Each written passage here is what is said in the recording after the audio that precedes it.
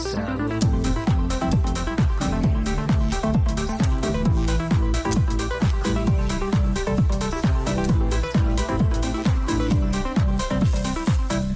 Bienvenidos a un nuevo episodio de Sabor a Queer, en el que estoy aquí acompañadísima, perfectísimamente bien, por Carla Simón. ¿Cómo estás? Muy bien, muchas gracias. Aquí de Capricornia a Acuariana, porque tú naciste en Barcelona en 1986, eres directora y guionista, por si alguien no lo sabe. Una de las grandes exponentes, si no la mayor, aunque no me gusta mucho esto porque a veces como competir y esto no mola, No. de una generación de directoras que sois clave para entender el cine español de nuestro tiempo, que sois las que verdaderamente, y hablaremos como en detalle, estáis haciendo cosas que verdaderamente son interesantes, yo creo, ¿no? Porque, no sé, has dirigido 3 largometrajes que seguro que a la gente le sonarán, que son Estiu 1993. Bien, sí. Bien. Alcarràs y Romería. Por ellos además ha sido reconocida con distinciones como la Biznaga de Oro en Málaga, el Oso de Oro en la Berlinale, el Premio Nacional de Cinematografía o una participación en la sección oficial del Festival de Cannes. ¿Cómo se levanta una por la mañana con todo esto? Ahora mismo... Ahora mismo. O sea, ahora mismo no pienso en nada de todo eso porque tengo 2 niños, un niño de 3 años y una bebé de 6 meses que me mantienen con los pies en la tierra y todo ese mundo me queda como muy lejos. Pero en cualquier caso me siento muy afortunada, o sea, eso sí. O sea, me siento afortunada de haber hecho las 3 películas que me apetecía hacer de la manera que yo quería, contando las cosas como, ¿no? Como yo necesitaba y que hayan llegado tan lejos, ¿no? Claro, porque en el episodio de hoy me gustaría un poco hablar de lo que implica mirar hacia atrás, ¿no? Y como supongo que ahora, pues con este listado de cosas, ¿no? Tú miras hacia atrás y cuando ves todo esto que ha pasado, ahora obviamente este presente inunda tu vida, ¿no? Que además nos acompañan aquí una pequeñita alma aquí maravillosa, que nos ubica a todas bastante. Yo creo que, no, que el hecho de que haya niños a nuestro alrededor como que nos ubica a todas en lo que de verdad importa. Pero cuando miras la vista hacia atrás y ves un poco tu presente y las cosas que han pasado, ¿qué sientes? ¿Cómo lo ves? Es muy curioso porque siento como, ¿no? O sea, hace 8 años que se estrenó Estiu. Y han pasado muchas cosas, o sea, 3 películas, 2 hijos, ¿no? Y muchos viajes, mucho aprendizaje, ¿no? Que al final es lo que realmente cuenta, ¿no? O sea, en cómo hacer mis películas y en, ¿no? Muchos riesgos, muchas búsquedas.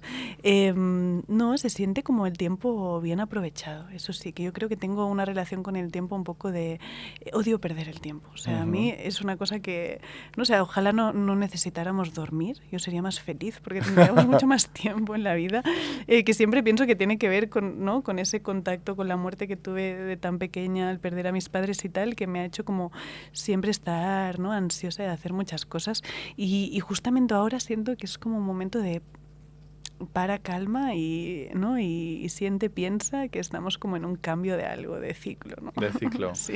Yo siento que, bueno, supongo que lo dices a nivel personal, pero también un poco a nivel global, ¿no? A nivel, o sea, creativo también. A nivel sí. creativo, ¿no? O sea, con todo lo que pasa en el mundo y demás, o sea, como artistas, como creadores, yo que también me dedico a esto, ¿cómo lo vives, ¿no? Porque supongo que a veces es difícil sentarse a pensar o a crear algo viendo todo lo que pasa en el mundo, ¿no?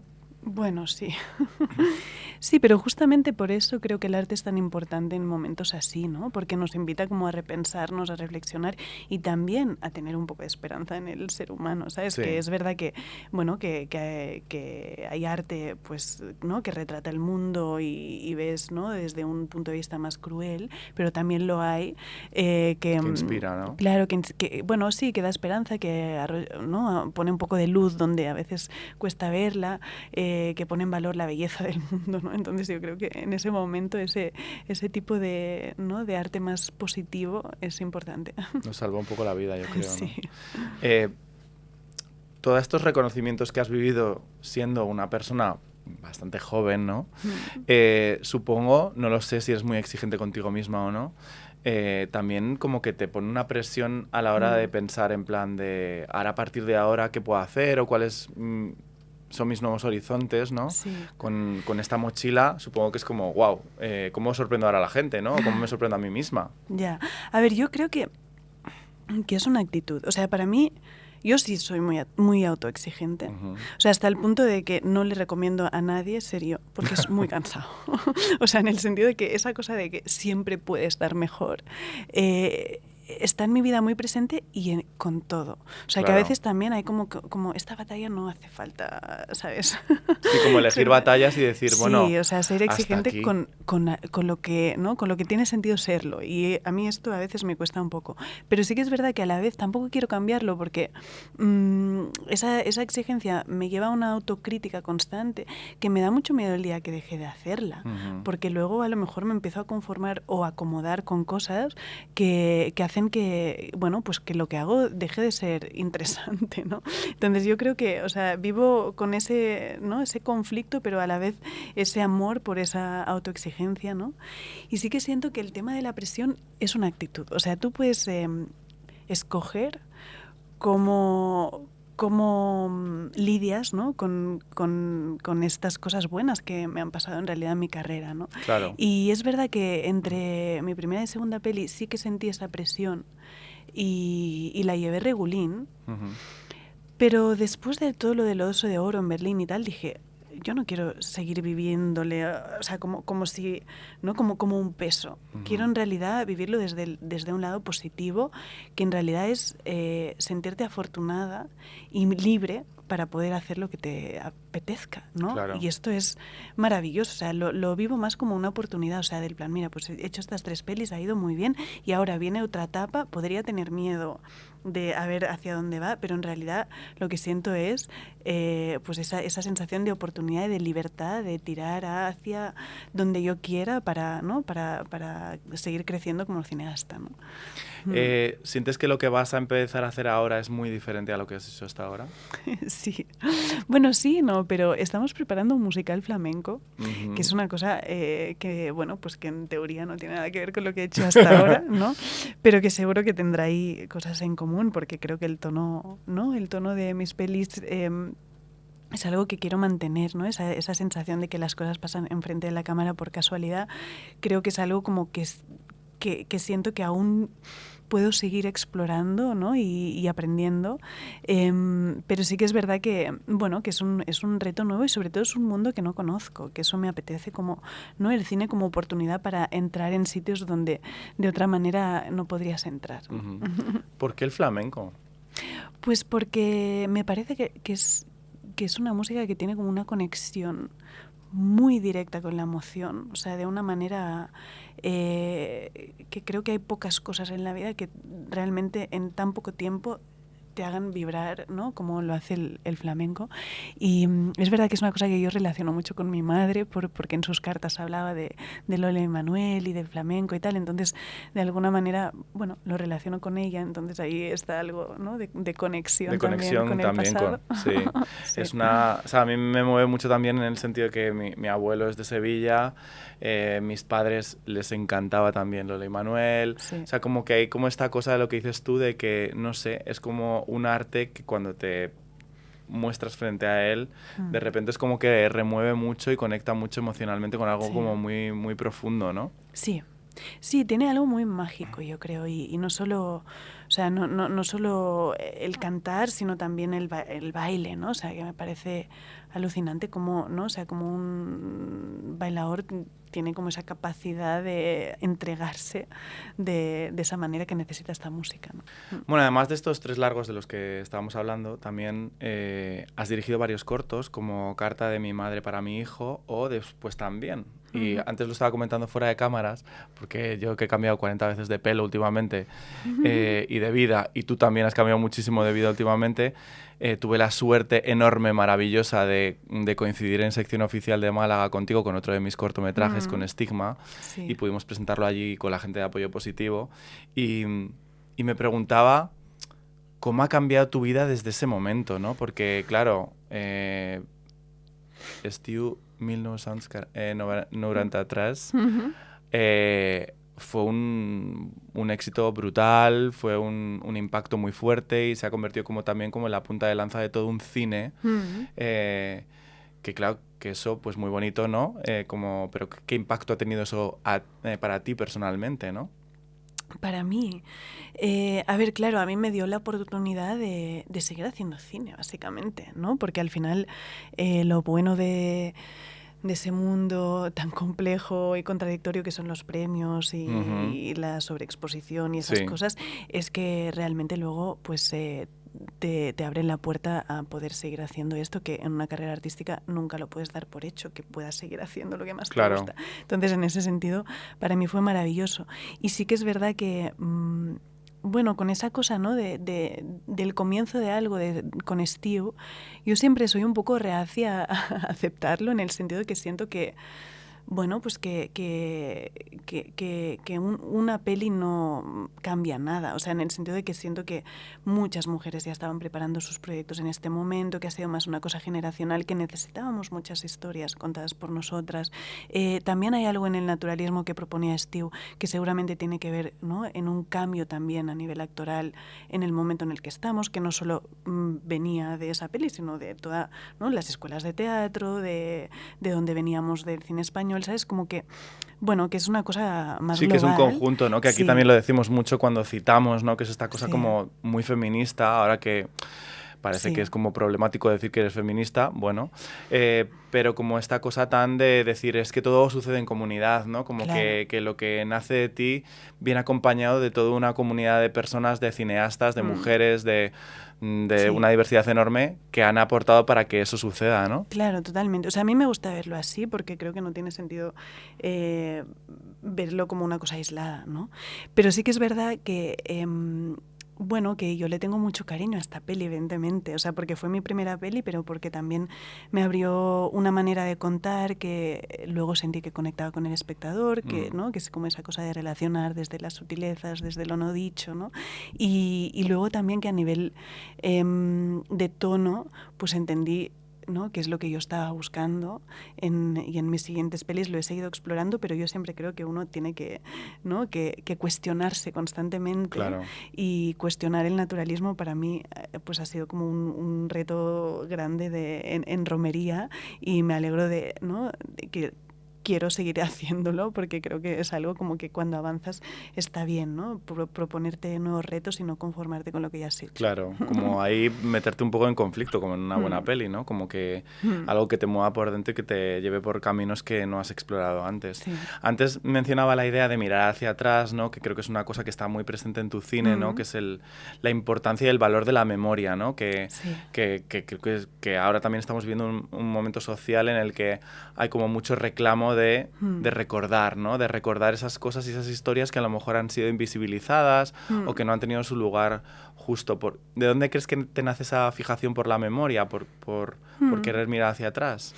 Claro, a ver, yo creo que tiene que ver un poco con mi historia para empezar, ¿no? O sea, o sea, yo perdí a mis padres de pequeña, ¿no? Y me fui a vivir con una nueva familia. Entonces, una cosa tan básica que todo el mundo da por hecho, como que tiene un padre, una madre y unos hermanos y una historia familiar, la mía se tuvo como que reconstruir de alguna manera, ¿no? Y esas ausencias de mis padres también me han llevado a pensar mucho en todo aquello que no sé y que nunca voy a saber, ¿no? Sobre ellos y sobre su historia, que también es la mía, ¿no? Entonces, como esa idea de la memoria familiar que no tengo, pues me ha llevado, yo creo, a poner en valor la familia como cosa que crea tu identidad. Si tú quieres, evidentemente. Hay gente que necesita romper con sus familias y eso depende de dónde hayas crecido, ¿no? O sea, yo crecí en familias muy, muy grandes, con 1000 historias y que sí que tienen como un sentimiento de pertenecer muy grande, ¿no?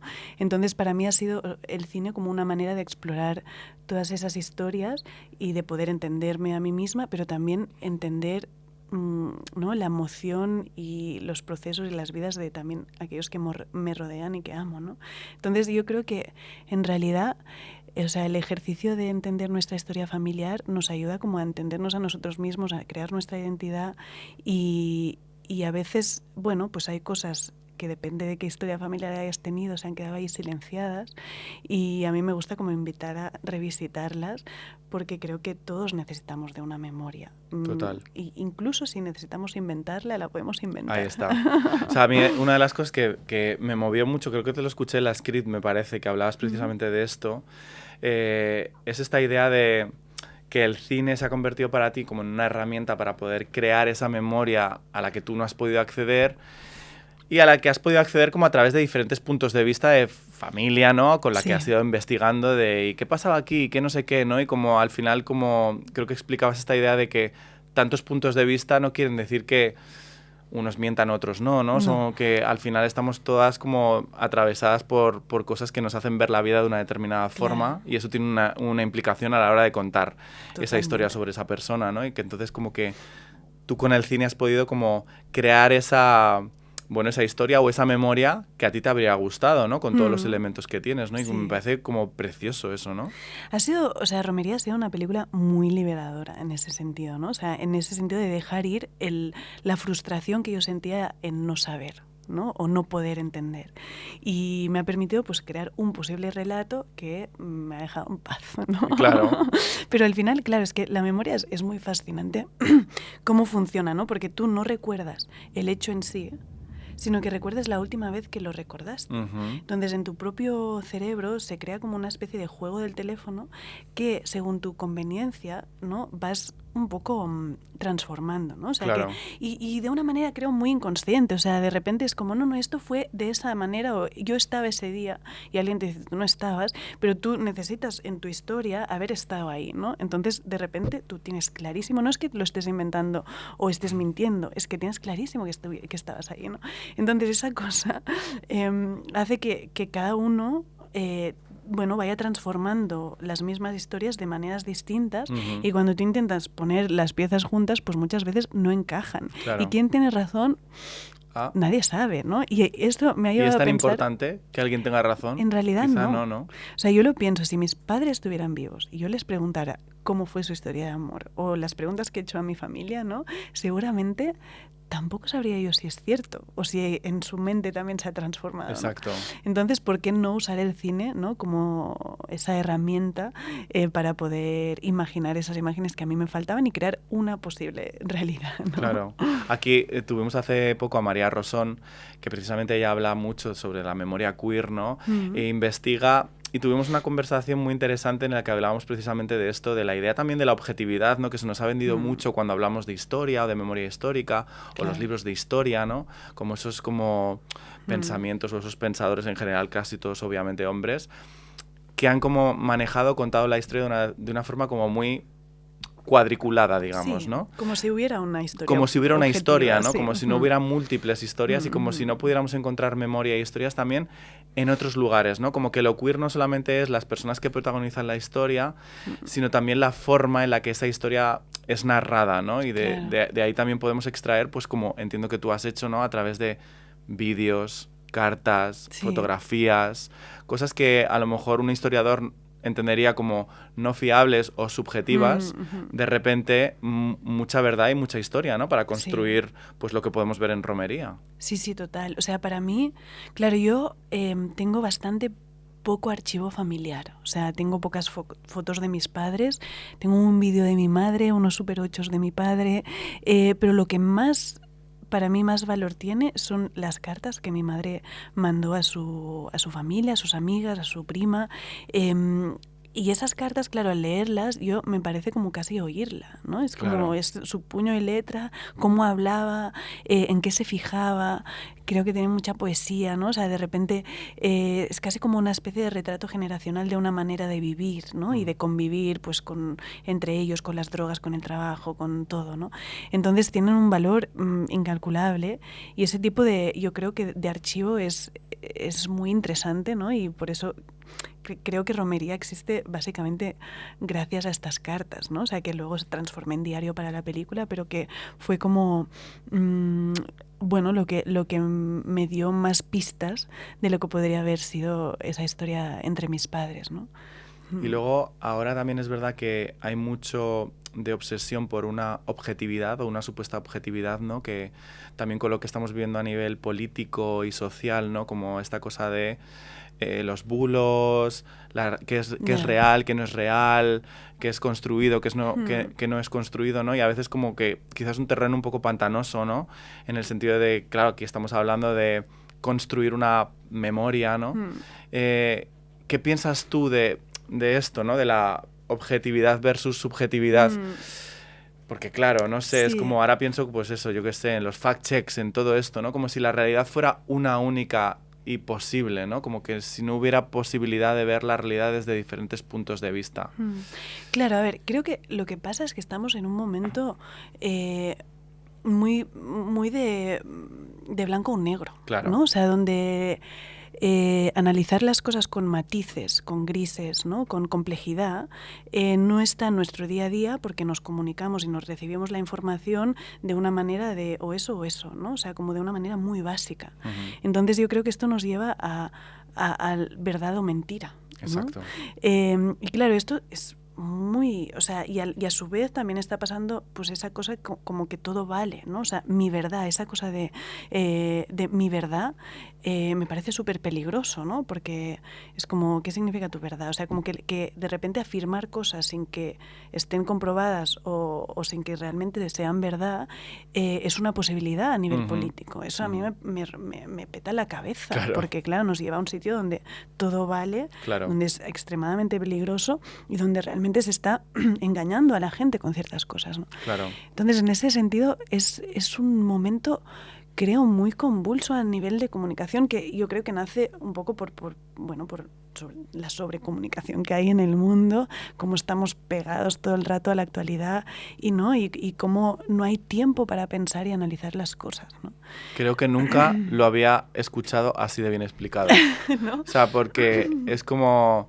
me parece que, joder, está súper bien. O sea, porque me parece algo muy complicado de explicar, porque es como dices, ¿no? Como que la vida tenga matices o que las visiones tengan matices no quiere decir que todo pueda valer, ¿no? Que cada opinión, como decías, que cada verdad sea factible o respetable, ¿no? Sí.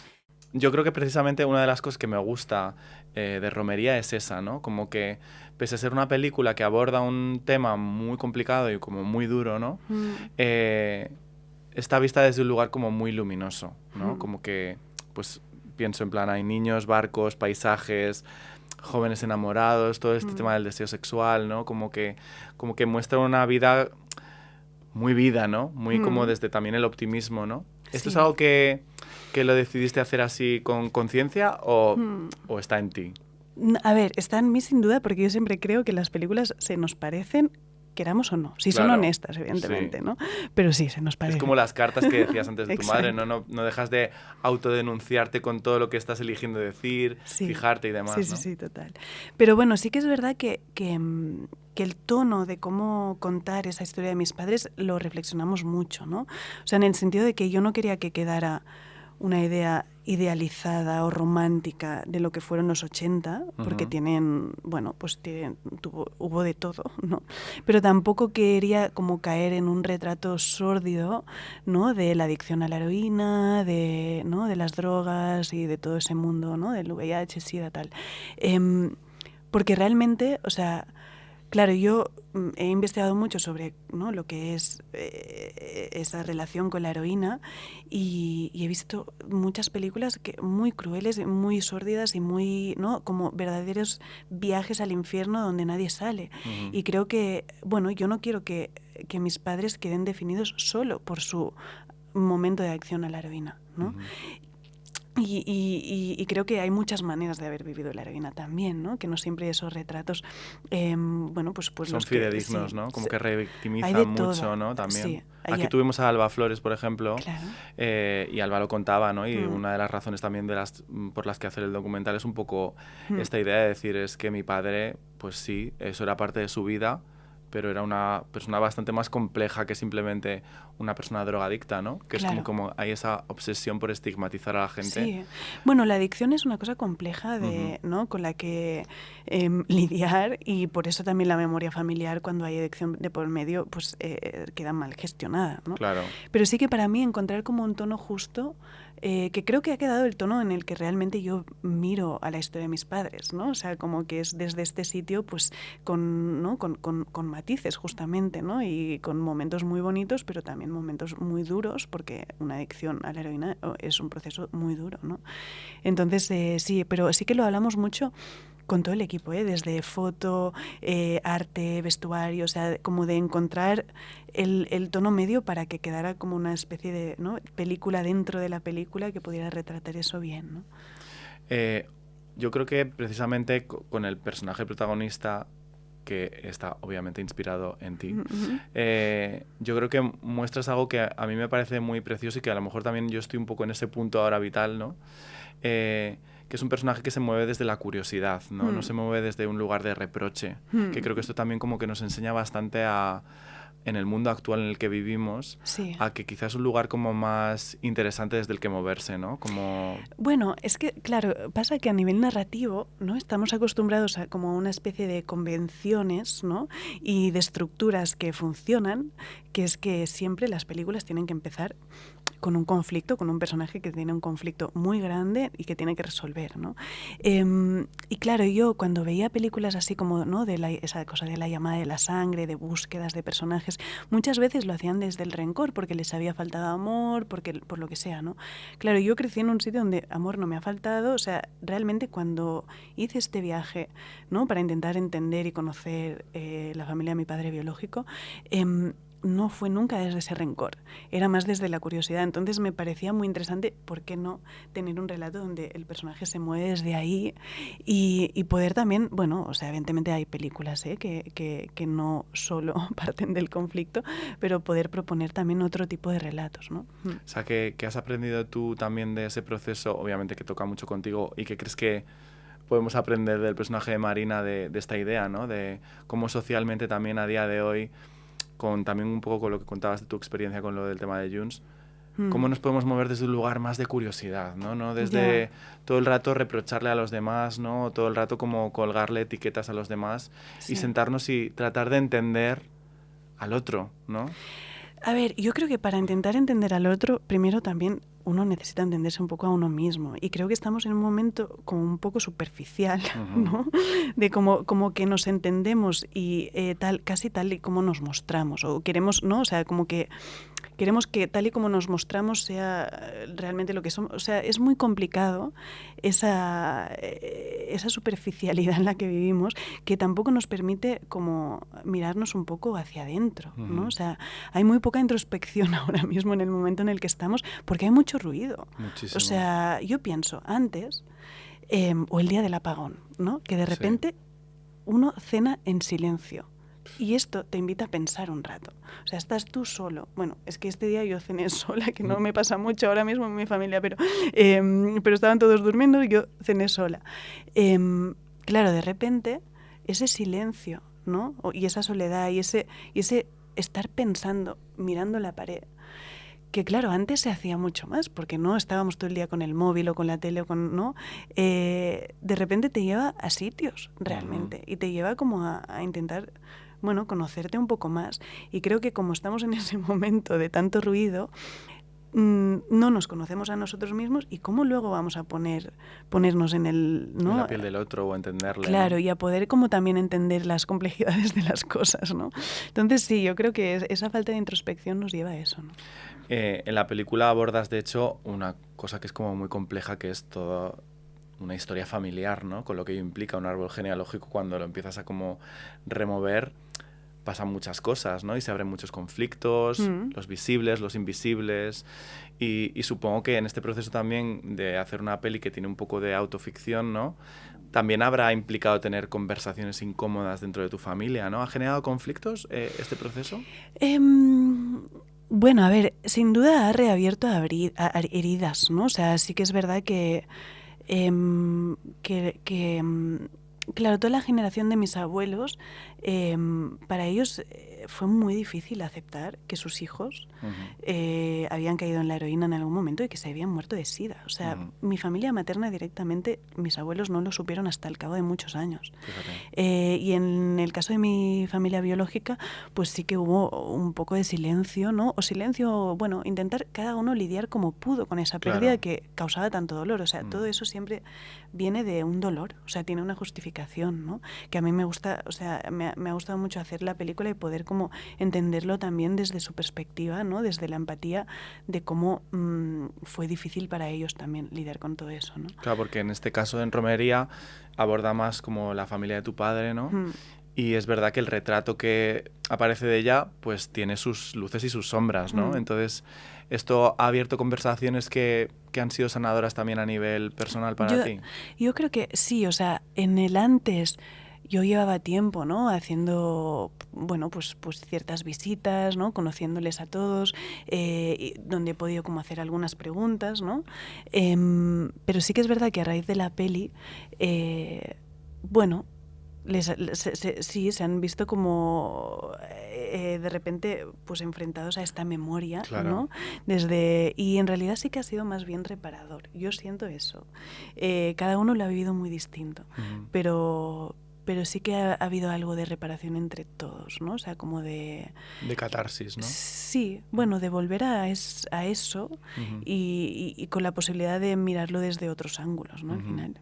Claro, cuando tienes la oportunidad a veces de ver las cosas desde fuera, ¿no? Sí. Y como proyectas en unos personajes, ¿no? Que yo creo que por eso el teatro, el arte, el cine, la creación es tan potente, te ayuda a darte cuenta y a seguramente transitar cosas que a lo mejor por ti misma en tu soledad te son más difíciles, ¿no? Cuando lo ves externamente a través de un relato, de una historia, ayuda a que des pasos para, bueno, pues para sanar cosas que, pues como dices, no son como muy difíciles de afrontar o de hablar, ¿no? De sentarte en una mesa con tu madre o con tu padre o con gente de tu familia a hablar de cosas que son muy dolorosas.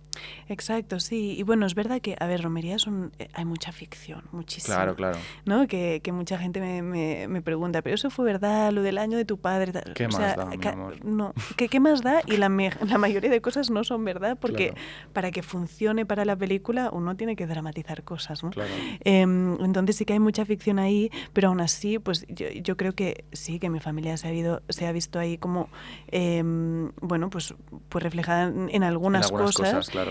Pero mi familia, no solo mi familia, o sea, mucha gente, porque realmente ha sido muy fuerte cuando hemos ido haciendo coloquios en los cines y tal, hasta qué punto al final de cada coloquio me venía alguien a decirme que esto pasó en su familia, o un primo, o la amiga de su madre, o no sé qué. O sea, como que realmente te das cuenta que lo de los 80 fue una cosa muy fuerte y muy, ¿no?, generacional y que es una especie como de memoria histórica más reciente que siento que se necesita revisitar un poco porque nos cuesta, o sea, nos cuesta hablar de todo eso porque fueron muchas muertes muy jóvenes que causaron mucho dolor, claro. Y mucho silencio y falta de conversaciones, ¿no? Por eso yo creo que en este caso, como la memoria íntima a la que podemos acceder cuando vemos Romería, de alguna forma estamos conectando con una memoria colectiva que es muchísimo más amplia, como dices, ¿no? A través de las proyecciones y de las charlas que habéis tenido, que remueve mucho más allá de tu historia personal, ¿no? Porque de toda la investigación que has hecho y de todo lo que has leído y visto, ¿por qué crees que hay tanta dificultad a la hora de visibilizar, que creo que ahora estamos viviendo como un resurgir, ¿no?, de todo el tema de la crisis del SIDA y de todo el tema de los 80 y los 90 con las drogas? ¿Por qué había tanta obsesión por ocultarlo? ¿Por qué no se viera, ¿no? Porque esto estuviera enterrado. Claro, a ver, mira, yo pensaba que realmente, porque el SIDA tiene una cosa muy curiosa, que es que tiene historias en cada país un poco distintas, ¿no? O sea, como que en España está muy relacionado con la crisis de la heroína, como aquí en los 80, entonces muy relacionado con la relación con las drogas, Con las ¿no? drogas, sí. Pero en Estados Unidos estuvo mucho más relacionado con el colectivo. Con el colectivo, y fue anterior incluso, ¿no? En el Reino Unido tiene mucha relación también con la inmigración africana, o sea, como que cada uno tiene ahí su historia muy distinta. Y yo pensaba que Romería sería una película muy local, ¿no? Pero cuando la presentamos en Cannes me di cuenta que en realidad el estigma y el tabú que tiene el SIDA es el mismo en todos lados. O sea, venga de donde venga la historia, es muy parecido. Y de hecho este año ha habido varias pelis hablando de eso porque es un tema que no está resuelto. O sea, que a nivel científico, ¿no? Ahora hemos llegado a convivir con el VIH, ¿no? Que si tomas el tratamiento eres indetectable, tal y cual. O sea, como que ha hecho un avance rapidísimo, pero a nivel social la cosa va un poco despacio, ¿no? Sí, como que a nivel emocional todavía claramente si hay películas y hay interés Sí. es porque necesitamos hablar de ello y que Hay esté que sobre ir la mesa. revisitando el tema, sí, porque no está resuelto en el sentido de que creo que siempre tenemos como esa sensación de que si has cogido VIH es porque has hecho algo malo. Claro. Entonces esto también ya empieza como a quedar una idea un poco obsoleta, que sigue ahí, pero sigue ahí, es sí, muy sí. obsoleta realmente, ¿no? Entonces, bueno, yo creo que sí que estamos en un momento de revisitarlo y también siento que todo el tema de esa generación de los 80 ha cargado con un vocabulario muy chungo, ¿no? De castigo, ¿no? O sea, como culpa, vergüenza, ¿no? O sea, como todas esas palabras sobre esta generación que creo que no lo merecen porque al final eran unos jóvenes nacidos en una represión franquista que de repente les llega la libertad y lo que hacen es abrazarla hasta el final. Entonces, claro, ellos no sabían que la heroína tenía estas consecuencias de adicción tan fuertes, no sabían ni mucho menos que luego llegaría el VIH y el SIDA, o sea, no tenían ni idea de todo eso. Claro. Entonces, ¿cómo puedes poner esa sensación de, no esa idea de castigo encima de ellos, o la idea de, ¿no? de culpa porque se engancharon? O sea, un momento. Un momento. Esto, o sea, ellos fueron víctimas de una crisis de la heroína que, por cierto, nadie dijo nada o hizo nada suficiente como para que parara de entrar esa, ¿no? esa droga en España, que eso es otro tema, ¿no? O sea, como Claro. que hay toda esa teoría ¿Cuál es la connivencia que había para que eso no se parara y esa droga que no aparecía del cielo llegara a las manos de las personas, ¿no? Totalmente, es que se ha investigado mucho sobre todo toda la entrada de la coca y tal y cual, pero sobre la heroína aún no sabemos nada. Y hay toda esa teoría de mientras esos jóvenes estaban en drogas, no estaban en política, en un momento políticamente muy delicado, que también, o sea, todas las madres gallegas ahí, ¿no? O sea, con sus manifestaciones para que parara la entrada de heroína, o sea, ahí es donde hay que ir, ¿no? Uh-huh. Entonces ellos fueron víctimas de, bueno, pues de toda una movida que hubo aquí con la droga, que no, o sea, que evidentemente pues nadie supo parar a tiempo y cayó mucha gente. O sea, España fue el país con más muertes por SIDA en ese momento a nivel europeo. Entonces fue una cosa muy fuerte que creo que hay que empezar a cambiar el vocabulario de cómo hablamos de esa generación, porque a la vez también pienso que, bueno, joder, que fueron los que de repente pusieron patas arriba todos esos valores conservadores, católicos, ¿no? O sea, de toda la dictadura que llevaban, ¿no? Y de repente propusieron pues nuevas formas de mirar, ¿no? De relacionarse, exacto, de vincularse, ¿no? Todo más progresista, ¿no? A través del arte, o sea, como que fue un momento que yo lo pienso y es como, debía de ser increíble vivir estos años a nivel, ¿no? de juventud también, una manera de vivir que pienso que no se ha repetido, que es esa idea del fluir, ¿no? Y de repente estoy en casa de unos colegas, viene no sé quién, me invita una semana no sé dónde, me voy ahí, me gusta, me cojo un curro y luego a lo mejor estoy 3 meses. Es como esa idea de que antes no había sucedido esa juventud así tan fluida, ¿no? Y que luego tampoco, porque en realidad estamos, ¿no? Desde mi juventud y ahora, ¿no? En un planificar todo, formarte, no sé qué, ¿sabes? Que no se ha repetido como esa cosa tan bonita que hubo en ese momento, ¿no? Entonces, bueno, yo creo que está guay pues, revisitarlo, sí, ¿no? Revisitarlo y hablar de ello de otra manera también, ¿no? Y además yo creo que hay toda una generación que seguramente es esa, la de nuestros padres, o nuestros abuelos, que ese dolor y esa dificultad también luego la han proyectado sobre nosotras, ¿no? Mientras crecíamos, que a lo mejor pues no hemos crecido en esa situación de momento álgido, pero sí hemos recibido, al menos yo lo cuento muchas veces, pues ese miedo, ¿no? Entonces a la hora luego, pues en mi caso ser marica, luego cómo empiezas a vincularte, cómo estableces tus primeras relaciones sexuales, si te estás moviendo desde un lugar de miedo, culpabilidad, no sé qué, ¿no? Entonces luego, claro, que crea o afecta en otros traumas o en otros dramas que luego tenemos que lidiar con ellos, ¿no? Sí, es importante liberarse de todo eso, ¿no? O sea, yo ahora lo pienso mucho al tener hijos, te das cuenta que de repente son una especie de espejo de cosas que tú haces o miedos que tú tengas. O sea, pero de una manera muy loca y muy clara. Y pienso, qué importante es intentar criar a los hijos en la medida que puedas, porque es imposible. Y siempre les vas a proyectar algo, siempre Exacto, vas a cometer errores, ¿no? Yo creo que lo mejor es comprar una hucha y poner dinero ahí para su psicólogo cuando sean mayores. Pero en cualquier caso, sí intentar que uno esté un poco trabajado y poder criarlos en una especie de libertad, ¿no? O sea, como sin proyectar ciertas movidas tuyas que les puedan afectar, ¿no?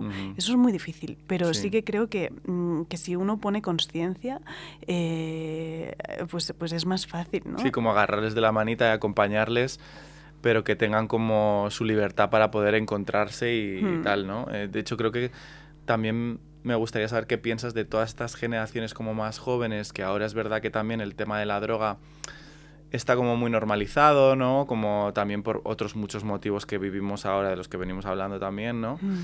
¿Y qué es lo que te gustaría que se supiera a día de hoy a generaciones más jóvenes de lo que pasó, del impacto que tuvo los 80 y los 90? Yeah. Porque ahora hay más información, ahora es como la problemática es diferente, ¿no? Ahora hay más información, pero hay un acceso, pero a la vez el mundo en el que vivimos es un mundo como muy complejo, con un impacto en nuestra salud mental que es como difícil de gestionar, ¿no? Claro, yo creo que sí, que es o sea, yo no estoy súper informada de cómo está el tema de las drogas hoy en día, la verdad, en ese momento, pero sí que siento que es una situación extremadamente distinta a la de los 80, pero bueno, que al final las drogas son, ¿sabes? Que claro. Es como que hay que tener pues un poco de medida. Como de medida y de conciencia y de conocimiento para que tampoco sea una cuestión que tampoco aquí nos gusta como demonizar. No.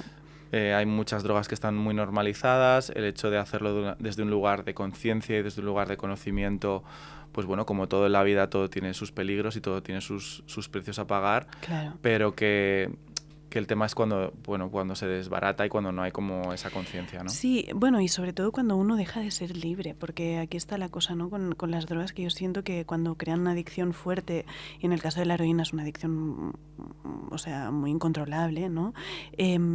Lo que uno pierde sobre todo es su libertad, o sea, como que de repente dependes de eso, ¿no? Claro. Y depender de eso es una putada, en Claro, realidad. ya no eres tú. No, entonces yo creo que, bueno, cuando uno siente que se está acercando algo parecido a esta sensación, creo que hay que, ¿no? Que hay que pararlo, pero sí que, bueno, que justamente también estamos en un momento de revisitar todo eso de los 80 y yo pienso que muchas veces por algo, ¿no? Por de repente hay un auge de las derechas, ¿no? Y esa generación fue la que rompió con todo eso. Es como, vamos a hablar un poco de lo que pasó en ese momento y por qué fue tan necesario, ¿sabes? Y a lo mejor con las drogas pues también un poco está bien volver a sacar eso, ¿no? Exacto. De los que lo vivieron de esa manera. Para recordar aprendizajes y, bueno, pues simplemente ponerlos ahí en nuestro cerebrito.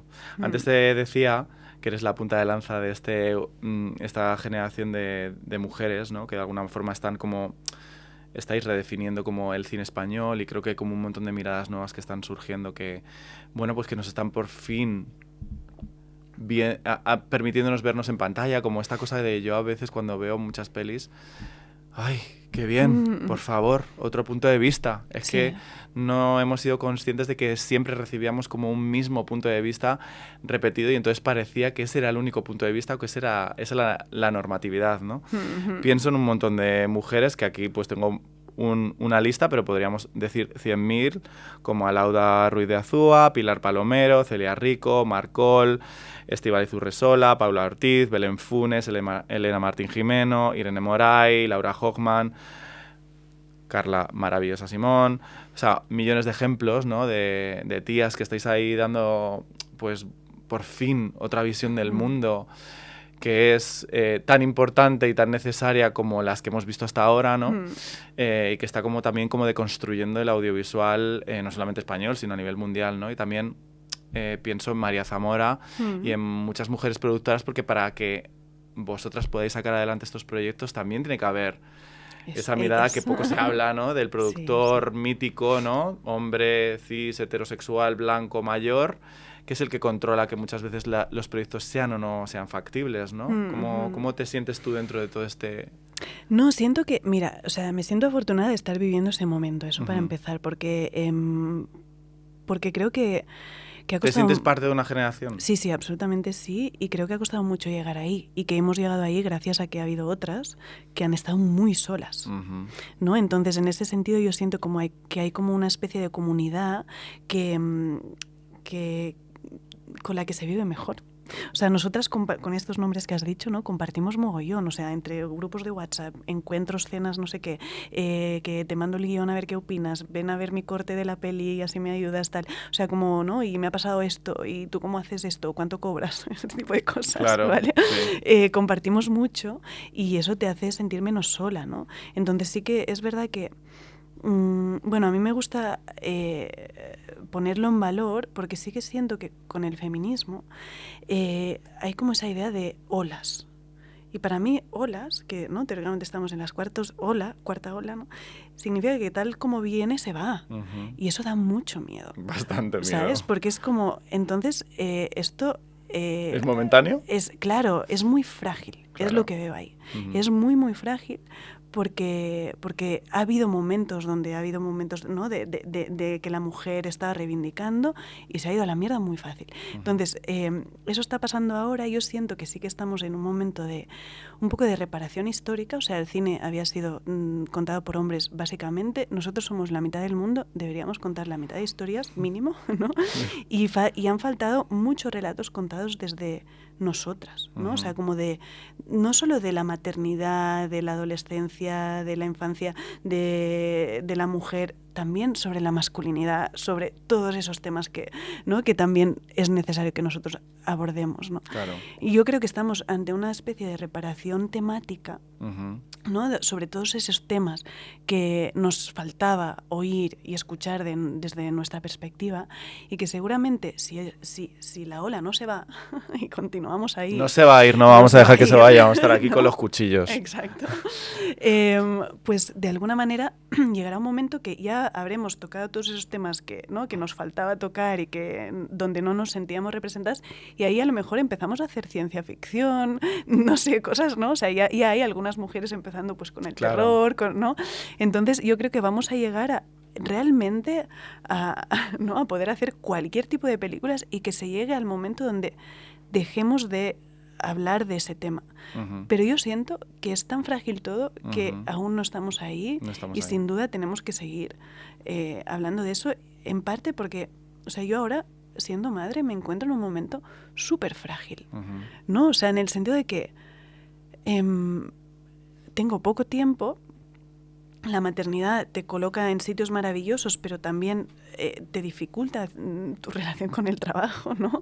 Y siento que, bueno, pues bueno, que realmente entiendo por qué es tan difícil que las mujeres hayan estado en sitios de poder a nivel profesional hasta ahora, ¿no? Hasta ahora que nos estamos repensando un poco la manera de maternar y las dinámicas familiares, ¿no? Donde los hombres pues también tienen nuevos roles, etcétera, etcétera. Entonces, en este sentido, en el de la conciliación, nos queda tanto trabajo que bueno, que yo siento, o sea, esa fragilidad de todo eso la siento más que nunca ahora mismo, ¿no? Claro.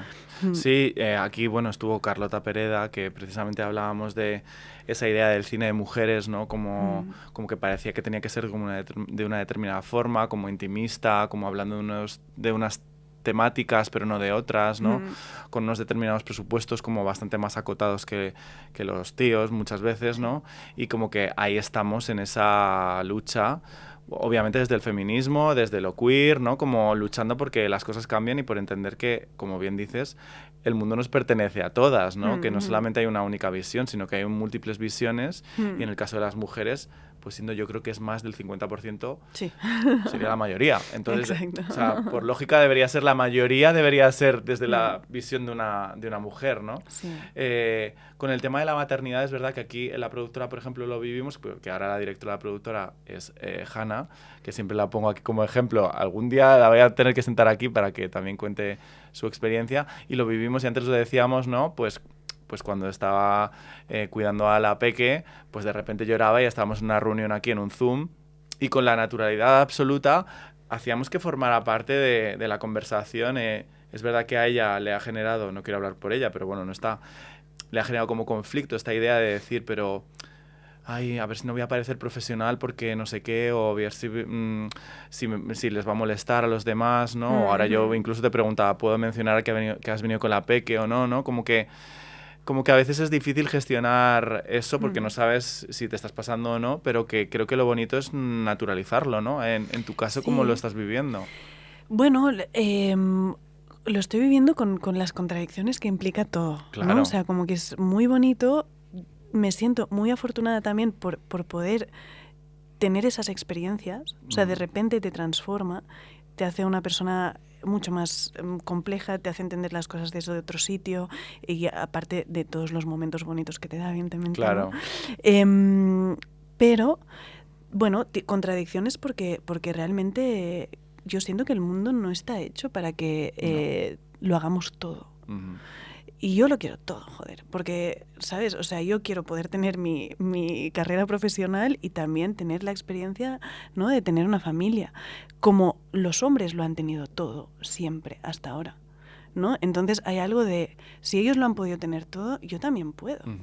Pero la verdad es que no es fácil. No. O sea, no es fácil porque los hombres lo han tenido todo porque tenían una familia y luego se iban y todos contentos, ni una culpa, ni media culpa, no hay problemas porque todo el mundo acepta esto. Yo no puedo irme. O sea, y no quiero, ¿eh? O sea, no quiero irme. Sí, no quiero, que no, o sea, yo que quiero no estar... te vas, pero es que tampoco quieres, ¿no? Claro, es como el problema es es una el decisión. sistema, el problema no soy yo, el problema es que el sistema está montado para Exacto. que yo no pueda ejercitar mi profesión con naturalidad y Ahí libertad. está, porque yo puedo estar trabajando mi culpa cuando me tengo que ir y no sé qué, no sé cuántos, ¿no? Intentar como equilibrar todo. Pero realmente, bueno, pues llegas a un sitio y eso, y hay alguien que le molesta que haya un bebé o lo que sea. O sea, hay como, bueno, pues sí, las cosas no están adaptadas para que tú vayas con un bebé por el mundo. La conciliación es muy complicada, es todo muy frágil porque de repente un día estás enfermo y es un Cristo, ¿sabes? Como, y luego, bueno, pues yo tengo que confesar que también, o sea, estoy conciliando desde cierto privilegio, Claro. que es que de repente puedo tener una persona ayudándome con mi hija mientras yo estoy trabajando y luego bajo, le doy la teta, ¿sabes? Como esa idea es desde el privilegio absoluto, ¿sabes? Entonces, claro, yo todo el rato pienso, ¿cómo lo hacían las mujeres antes? ¿Y cómo lo hace la gente que no tiene suficiente dinero para tener ayuda? Ahí está la pregunta. O sea, esto es muy complejo. Entonces ahí te das cuenta por qué las mujeres no están más presentes en tantos sitios. Sí, ¿no? tú lo has llegado a decir, ¿no? Como sin rodeos, en plan de que la maternidad ha directamente roto muchas carreras en el mundo del cine. Sí, y lo dices y resulta que queda mal decirlo. Pero es que es la verdad. O sea, es que la maternidad ha roto carreras y eso... O sea, vamos a aceptarlo primero y luego vamos a buscar soluciones. Claro. ¿no? Y vamos a empezar a pensar en otras dinámicas y a construir algo juntos para que esto no ocurra. Pero creo que el primer paso es aceptar que esto ha pasado. Sí, como aceptar las cosas como son para luego ver qué hacemos con ellas, ¿no? Exacto. ¿Crees que en tu proceso creativo está impactando toda esta parte tuya de ser mamá? Seguro. Aún, o sea, aún no lo... aún, es que ¿sabes qué pasa? Que también, o sea, mi hijo mayor tiene 3 años y es bastante reciente. Y yo soy como de esa necesidad de, ¿no?, de digerir y pensar las cosas y reflexionarlas. O sea, yo creo que Romería, que la hice ya con un hijo, seguramente afectó en mi posibilidad de ver a mis padres como jóvenes, libres, antes de padres, ¿sabes? Claro. O sea, como esa idea de ver a los padres como personas. Y ahí creo que me ayudó. Pero es verdad que tanto Estiu como Alcarràs y Romería son películas contadas desde la nueva generación, que era a la que yo pertenecía hasta ahora. Y ahora he sido madre, soy parte de la generación de en medio, ¿no? Y mi perspectiva en la familia cambia. Entonces yo creo que sí, seguro que impactará. Aparte es que cuando tienes hijos, o sea, te pasan tantas cosas, ¿no? O sea, es como que a ratos pienso... Luego también pasa que te olvidas mucho porque como duermes poco, tienes unos blancazos muy heavies. Pero a ratos pienso, debería, ¿no?, ir apuntando, pues, bueno, cosas que te pasan y luego cosas que aprendes con ellos, porque siempre es como esa idea de criar es enseñar a tu hijo, pero luego todo lo que te enseña a ti es increíble, ¿no? Sí, sí. Y el lugar complejo en el que te sitúa en la maternidad, ¿no? Ya lo vimos en Salve María, increíble película.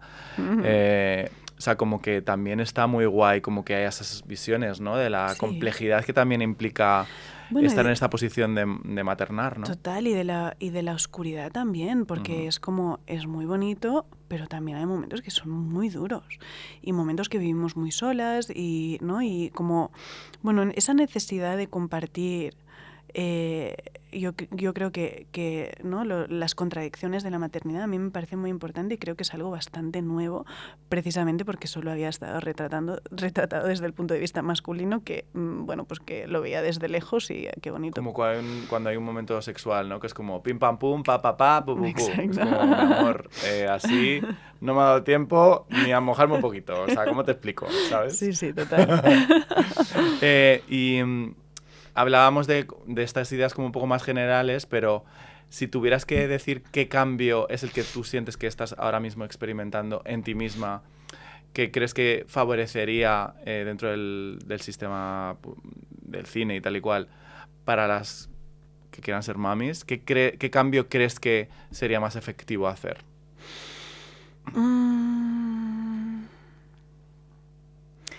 Claro, eso es complejo, ¿eh? Pero, o sea, a ver, desde evidentemente ofrecer canguros, ¿no? O sea, ofrecer cuidadoras para Como que, soporte. sí, para que te puedan acompañar en ciertos procesos y todo eso, ¿no? O sea, como que esté incorporado más en la dinámica de ciertos trabajos, sobre todo cuando tienes no, o sea, cuando tienes bebés que son muy pequeños y aún no van a la escuela y ese tipo de cosas, ¿no? Y luego, claro, también te diría como la posibilidad de bajar el ritmo. Lo que pasa es que eso es muy personal. O sea, a mí no me va mucho bajar el ritmo con la maternidad. Tú que eres tan exigente. Exacto. O sea, en el sentido de que a mí bueno, me gusta seguir, ¿no? En la medida que pueda trabajando y haciendo cosas, pero sí que es verdad que luego terminas muy cansado, ¿no? Entonces, bueno, poder escucharnos un poco más, ¿no? Y en momentos pues estar más exigente, en otros pues a lo mejor no llegas, ¿no? O sea, esa opción de no llegar muchas veces es importante, ¿no? O sea, es verdad que tenemos, o sea, España tenemos una baja maternal que nunca es suficiente, pero también es En más que en otros comparación, sitios, ¿eh? O sí. sea, como que en ese sentido, y paternal también, que Claro, es muy sí. crucial, ¿no? Pero también hay algo como a nivel de... o sea, por ejemplo, el tema de lidiar con la culpa es algo muy complejo, pero porque está tan dentro, o sea, de nosotras mismas, que cambiar eso es una cosa muy estructural que es muy difícil, pero tenemos que empezar como a tener muchas conversaciones para poder cambiarlo, ¿no? Claro. O sea, como para poder empezar a sentir menos culpa el día que te vas. O sea, sentir la misma o la cero culpa que siente el hombre cuando se va. Exacto. ¿Sabes? Sí, Entonces, como un poco sistémico, ¿no? Un poco de todo lo que venimos hablando, que al final toda esa educación que hemos recibido, directa o indirecta, social o familiar, te impacta a la hora de que esto te afecte, ¿no? Cuando... Sí, y eso es que no va solo con nosotras mismas solas, porque es que parece que a veces tenemos que solucionar todos esos temas nosotras. Y es como, no. O sea, aquí hay que implicar a la pareja de una manera muy fuerte, porque también como hombre, es que yo lo pienso y a veces pienso, es que incluso es más difícil porque referentes ellos no tienen, de cómo paternar distinto. Entonces, en ese sentido, creo que también hay que empezar a poner mucha atención ahí para que podamos compartir ciertas cosas de una manera orgánica, ¿no? O sea, o la carga mental, que es un gran tema, ¿no? Que tenemos las madres por nuestra relación biológica con nuestros hijos. Esto molaría poder empezar a compartirlo de verdad. Y evidentemente uno puede tener en su casa muchas conversaciones sobre esto, pero es que esto no es suficiente. O sea, yo creo que hay que compartirlo. Que no se quede una cosa tan individual, sino que sea una cosa un poco más colectiva para que Sí. también las mujeres os sintáis más acompañadas, ¿no? En plan de, es que no solamente soy yo que tengo que discutirlo esto con mi pareja, en el caso de que sea un tío, ¿no? Pues, sino que cómo podemos hacer para que todas nos podamos ayudar un poco, pero más comunitariamente, ¿no? Sí, porque es que estamos muy lejos de esa idea de comunidad que existía antes. Ese es el problema, ¿no? Y yo me di cuenta, sobre todo con el momento de dar de mamar, ¿no? Que es una cosa muy compleja en mi primer hijo, y te das cuenta de, hostia, ¿Cómo se hacía antes? Pues antes se transmitía de generación en generación, ¿no? Y tú lo habías visto muchas veces antes. Ahora uno tiene un hijo y flipa, porque no tenía ni puta idea de lo que era antes. Claro. Y como no vivimos tan en comunidad como antes, de repente esto te cae como un cambio que te cambia la vida brutalmente. Y dices, ¿cómo nadie me había contado ciertas cosas? Es como, bueno, porque no estaban a tu alcance para verlas, ¿no? Claro. Porque de repente vivimos, pues nuestras, no sé, no vivimos en comunidad, básicamente. Básicamente no. Sí. Y básicamente es todo súper individualista y vamos un poco cada uno aquí, sálvese quien pueda, ¿no? Creo que esto también refleja, o está muy reflejado en el mundo del cine. Creo que lo he mencionado varias veces, creo que hay un discurso de Pilar Palomero en Málaga, en el que ella habla precisamente de la comunidad, ¿no? Y de la bondad, de cómo el cine, que es un trabajo que creo que refleja mucho también nuestra estructura como sociedad, ¿no? Entender que cada una podemos tener un papel, ¿no? Como directora, como guionista, como directora de producción, como directora de fotografía, X, pero que todas formamos parte de un conjunto y estamos en un proyecto que hacemos juntas, ¿no? Y ella hablaba de la bondad, ¿no? De esta necesidad de repensar el universo del cine desde otro lugar en el que no tengamos que estar machacándonos como si esto fuera como la mili, sino que podamos entender que esto es un trabajo en común en el que podamos expresar también, pues, que creo que también lo dices mucho, ¿no? Como la duda, la dificultad, oye, pues necesito que una cuidadora, o sea, como esto, como que forme parte también de la conversación y que eso también hace que el cine o el arte se eleve a otra cosa, ¿no? Sí, es una cosa que creo que estamos en proceso de poder entender desde otro lugar, porque estoy súper de acuerdo con lo de Pilar. Claro, yo me acuerdo cuando presenté mi corto de grabación en la Escuela de Londres, estuve ahí con una beca tal y bueno, pues era como el último corto, ¿no? Que presentábamos y había como gente dando feedback. Y uno me dijo, ¿fue un rodaje feliz? Porque el corto está muy bien y parece que tuvo que ser un rodaje muy difícil. Porque si está bien, significa rodaje difícil. Y yo, esta idea, tengo que confesar que no consigo sacármela de dentro. O sea, muchas veces hay algo ahí como que para que las cosas salgan, a nivel artístico necesitas hacer un sacrificio, necesitas pasar por sitios muy, muy chungos, ¿no? O sea, necesitas ser como... Sufrir, necesitas sufrir. Y claro, eso es como, ¿en serio? Porque eso yo creo que también es una convención, ¿sabes? Total. O sea, a lo mejor puedes pasar por un proceso bonito, feliz, comunicándote bien con la gente y sacar una buena peli, ¿sabes? Entonces yo creo que es algo como que estamos repensando ahora porque es como porque hay que aceptar ese sufrimiento. Esta idea del artista atormentado, ¿no? Exacto, y eso viene un poco como por haber aceptado también esa idea de genio, que bajo el concepto de genio puede tratar mal a la gente. Y no pasa nada porque, claro, él es un genio, ¿no? Entonces yo creo que ahora, al haber también más mujeres dirigiendo y estamos abriendo como a otras posibilidades de hacer las cosas de otra manera, básicamente, claro. y que a lo mejor lo podemos disfrutar más, porque disfrutar el proceso también es importante, que por algo es largo, ¿no? Sí. Que no significa que no haya cierta tensión. O sea, y dificultad. Sí, yo creo que haya tensión en un rodaje es muy necesario. O sea, yo cuando veo a la gente relajada, me cago. Yo también. Porque es como, mierda, porque están todos demasiado relajados y no puede ser porque luego no estamos buscando, ¿no? Pero esa tensión a nivel de estar buscando en la creación es muy importante. Que pueda ser difícil, sí. Pero que tenga que ser sufrimiento y nos tengamos que tratar mal, no hace falta. Yo creo que no hace falta. Estoy súper de acuerdo. La tensión esa como de que haya una energía de fuerza creativa, que la energía creativa también tiene mucho un poco de... Sí. Esto tiene que estar tensionado porque tiene que tener un ritmo, tiene que tener una implicación emocional, ¿no? O sea, pero que eso no se convierta en sufrimiento, ¿no? Claro. ¿Qué crees que es lo más bonito que te ha regalado Romería? O, si quieres ir más allá de Romería, como este proceso de estas 3 pelis.